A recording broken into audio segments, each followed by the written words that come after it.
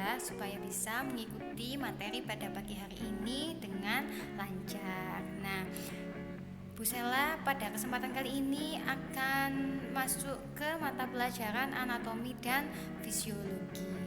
Nah, yuk, apa sih anatomi dan fisiologi? Let's check it out. Materi yang akan kita bahas pada kali ini yaitu membahas tentang konsep anatomi dan fisiologi. Apa sih anatomi dan fisiologi itu? Nah, anatomi itu merupakan sebuah cabang ilmu biologi yang mempelajari tentang nama bagian tubuh dan susunan bagian tubuh tersebut.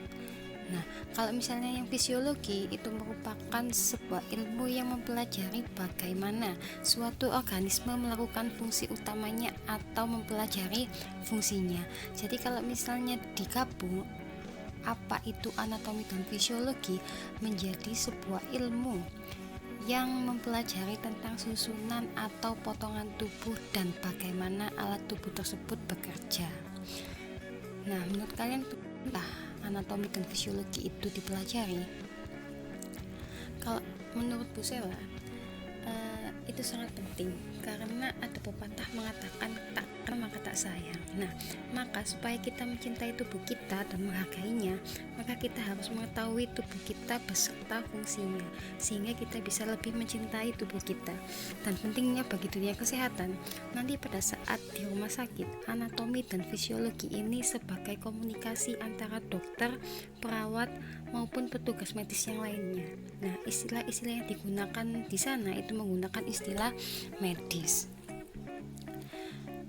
Nah, mari kita membahas mulai dari unit terkecil di dalam tubuh kita. Sel ya, sel merupakan unit terkecil dari suatu makhluk hidup. Ya, kita tidak bisa melihat sel ini dengan mata telanjang, harus menggunakan mikroskop karena memang sangat kecil. Contohnya sel darah merah, sel darah putih, sel-sel saraf dan lain sebagainya. Nah, jaringan ini merupakan kumpulan dari beberapa sel yang sejenis dan memiliki fungsi yang sama. Jadi apabila sel-sel yang bergabung menjadi satu, maka akan membentuk jaringan untuk melakukan fungsi tertentu. Nah, jaringan ini dibagi menjadi 4 ya. Yang pertama yaitu jaringan epitel, di mana jaringan epitel ini merupakan jaringan yang membatasi tubuh dan lingkungannya, baik di sebelah luar maupun dalam. Jaringan epitel yang melapisi luar tubuh disebut dengan epidermis. Jaringan epitel yang membatasi rongga dalam disebut dengan endodermis, serta jaringan epitel yang membatasi suatu rongga disebut dengan mesoderma. Nah, selanjutnya jaringan ikat. Nah, jaringan ikat ini merupakan bahan di dalam tubuh yang mendukung banyak komponen dengan memberikan bentuk jaringan lain dan membantu menjaga kekuatannya. Jadi contohnya misalnya tulang rawan ataupun sendi. Jadi jaringan ikat ini menghubungkan jaringan epitel menjadi satu ya. Yang selanjutnya ada jaringan otot, di mana jaringan otot ini merupakan sekumpulan sel yang memiliki bentuk, struktur, dan fungsi yang sama yang menjadi sekumpulan sel-sel otot.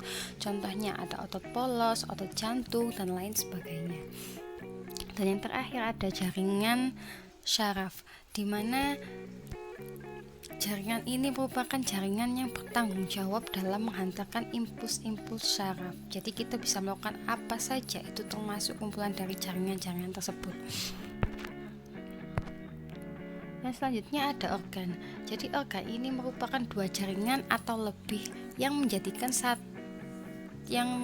satu ya, bergabung dalam suatu fungsi yang membentuk organ.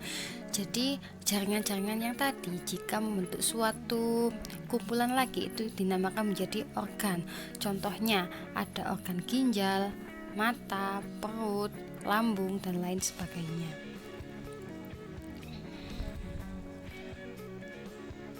Misalnya tadi dua organ atau lebih bekerja sama atau digabung menjadi satu, maka nanti akan menjadi sebuah sistem organ ya, yang akan melakukan fungsi yang saling berkaitan dan berhubungan. maka organ tersebut akan membentuk suatu sistem organ. Contohnya apa, Bu? Ya, contohnya seperti ini, sistem pencernaan, di mana kumpulan dari organ-organ mulai dari mulut, kerongkongan, ya lambung, usus halus, usus besar, anus dan lain sebagainya. Dan contohnya lagi misal pada sistem perkemihan, ya ada ginjal, ada ureter, kandung kemih maupun uretra. Nah, jika semuanya sistem organ itu tadi menjadi satu, maka akan menjadi sebuah tubuh manusia, di mana tubuh manusia itu merupakan tingkatan tertinggi dari struktur organisasi tubuh. Ya, jadi tubuh kita ini termasuk dari kumpulan-kumpulan sistem organ. Ya. Jadi secara umum ya, tingkatan organisasi dalam tubuh kita ini yang mulai dari yang terkecil adalah sel. Kumpulan sel itu merupakan jaringan. Kumpulan jaringan nanti akan membentuk sebuah organ. Nah, kumpulan organ akan membentuk suatu sistem organ dan yang akan menjadikan semuanya menjadi tubuh manusia.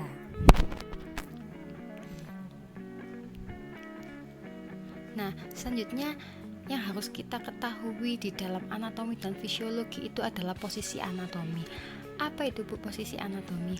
Nah, posisi anatomi itu posisi di mana posisi khusus tubuh di mana orang berdiri tegak, ya, seperti yang ada di contoh ini. Jadi posisinya berdiri tegak dengan kepala lurus dan mata melihat ke depan ke arah pengamat, ya. Terus kedua lengan berada di kedua sisi tubuh dengan telapak menghadap ke depan dan jempol mengarah menjauhi tubuh. Itu merupakan posisi anatomi.